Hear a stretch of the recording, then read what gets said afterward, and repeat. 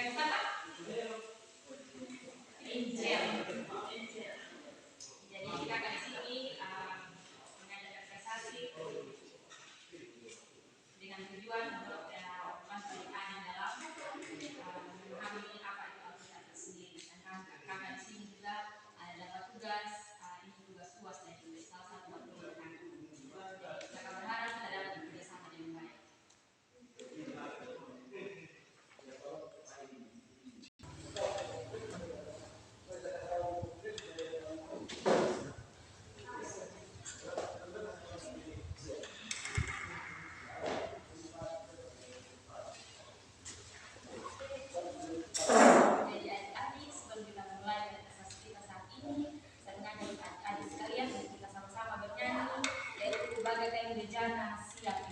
Adik-adik tahu semua?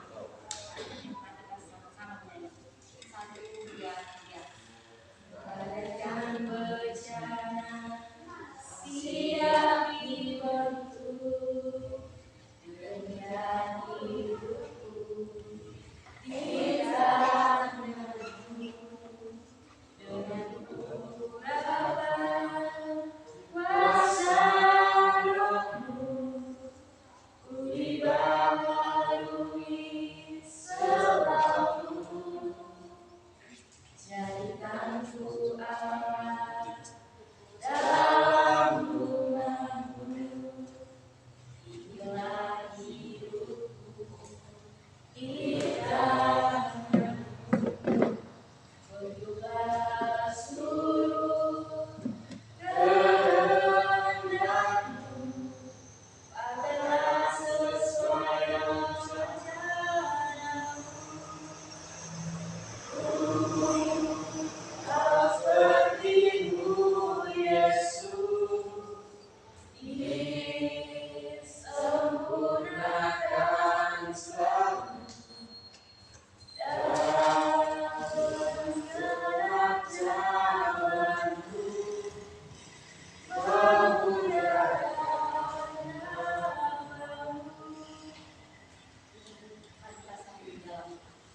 Segala dan puji kepada Tuhan, terima kasih karena besar kasih Tuhan. Tuhan sudah menjaga kami hingga pada saat ini. Saat ini ya Tuhan, kami akan mulai menjalankan prestasi. Paling memberkati kami maupun hamba yang menyampaikan dan juga adik-adik yang mendengarkan. Biarlah semuanya boleh berjalan dengan baik dan sesuai dengan Tuhan. Terima kasih ya Tuhan, haleluya, amin. Adik-adik topik pengajaran prestasi kita saat ini yaitu tentang Alkitab. Alkitab, apa itu Alkitab?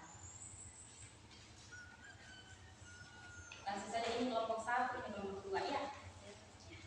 Ini kita bersama. Di sini kakak punya satu pertanyaan untuk adik-adik. Menurut adik-adik, apa yang adik-adik pahami tentang Alkitab itu sendiri atau tentang isi dalam pelajaran Alkitab itu sendiri? Bisa kerjasama dengan teman-teman. Terima kasih.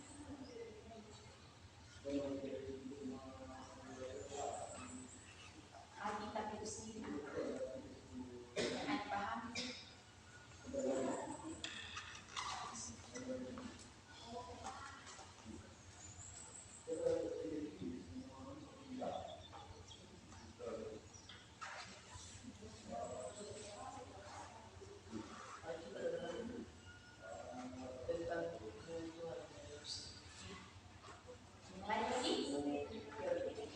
Bagaimana hubungan manusia dengan Tuhan?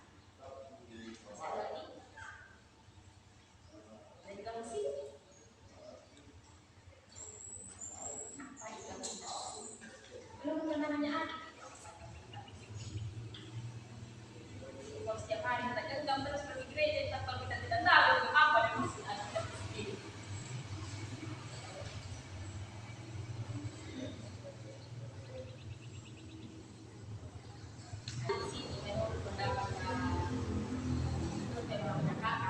Alkitab ini merupakan firman Allah yang hidup dengan tujuan untuk menuntun manusia pada keselamatan, mentransformasi hidup serta mengenal Allah lebih dalam. Bagaimana hubungannya kita manusia untuk lebih mendekatkan diri kepada Tuhan. Lalu juga Alkitab juga sini merupakan sumber paling utama untuk mengakui siapa itu Allah, bagaimana kasihnya Tuhan, dan juga bagaimana kehendak Tuhan terhadap kita manusia. Bisa dipahami? Bisa. Dan di sini kakak punya satu lagu yang mengenai kitab suci. Ada yang tahu baca kitab suci? Ayo kita menyanyi sama-sama. Baca kitab suci, doa tiap hari, doa tiap hari, doa tiap hari. Baca kitab suci, doa tiap hari kalau mau tunggu. Kalau mau tunggu, kalau mau tunggu, haleluya. Baca kitab suci, doa tiap hari kalau mau tunggu. Di sini kakak punya satu pertanyaan, nanti diskusikan dengan teman-teman.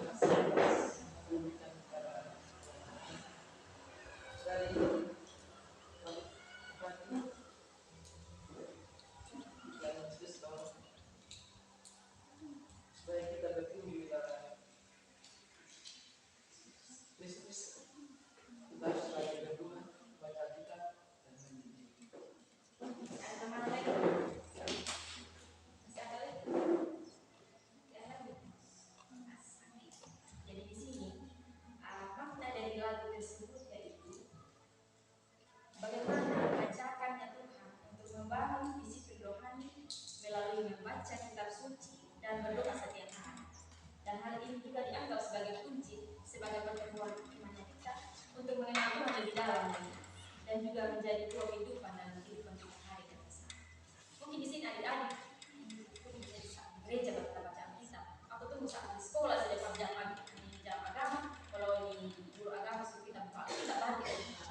Atau di rumah tidak sering buka Alkitab. Jarang. Saat itu juga tidak.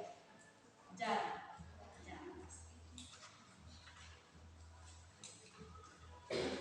Kedua, nah adik-adik, Alkitab di sini yaitu merupakan juga kitab suci agama Kristen yang terdiri dari dua bagian, yaitu Perjanjian Lama dan juga Perjanjian Baru. Nah, Perjanjian Lama di sini adik-adik menceritakan tentang suatu bangsa, di mana bangsa itu adalah cara Allah untuk membawa anak manusia ke dalam dunia dan juga berjanji menggunakan Israel itu untuk memberkati seluruh dunia. Itu terdapat dalam Kejadian 12 ayat 2 sampai ayat 3. Dan dalam Perjanjian Baru, di situ Allah mengajarkan bagaimana mengenai seorang anak manusia yang rela menebus dosa manusia demi keselamatan kita. Tuhan rela ini dicaci maki, dicambuk, disalibkan maupun dibunuh demi menebus dosa manusia. Di sini adik-adik, Allah menciptakan manusia dan menempatkannya dalam lingkungan yang sempurna. Namun manusia memberontak melawan Allah jauh dari apa yang ditentukan Allah sejak semula. Di sini juga Allah menempatkan dunia di bawah itu karena dosa. Namun segala menjalankan atau rencana untuk memulihkan manusia dan segala ciptaan pada kemuliaan seperti itu. Di sini adik-adik saya mau membagikan makna dari Alkitab itu sendiri. Yang pertama sih ada beberapa bagian. Boleh adik-adik mencatat. Bagian yang pertama yaitu firman Tuhan. Di sini banyak orang percaya bahwa Alkitab adalah bagaimana cara Tuhan berbicara kepada manusia, memberikan petunjuk, penghiburan, dan juga koreksi dalam hidup. Makna yang kedua yaitu panduan hidup.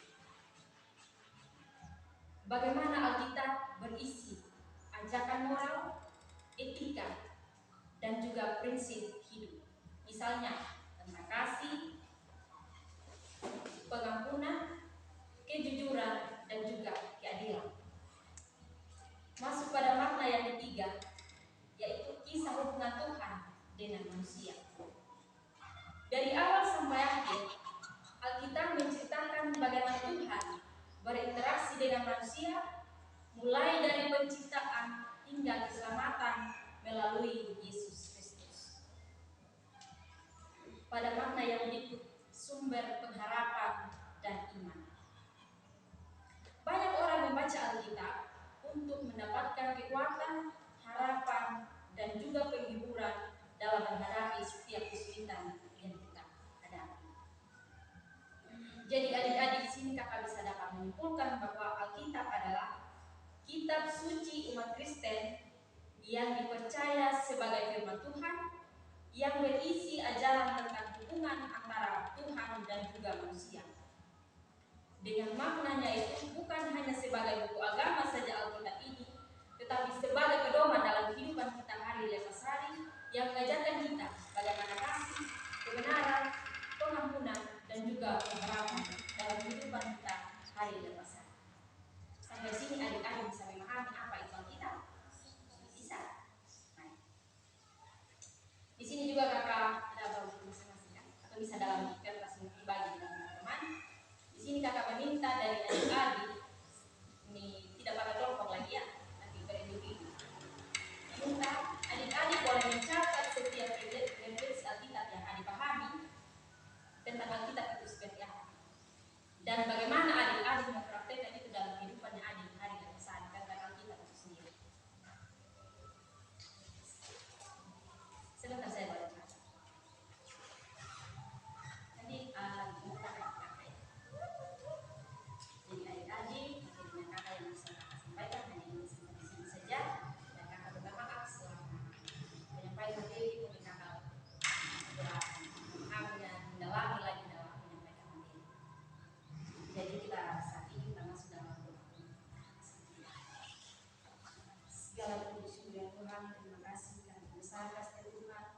Tuhan sudah menjaga, menyertai dan mendukung kami dari awal tengah pengajaran kami asasi hingga boleh berakhirnya dengan baik. Dan kiranya apa yang sudah kami pelajari dari Tuhan boleh menjadi pedoman dalam kehidupan kami hari lepas hari. Terima kasih ya Tuhan. Haleluya.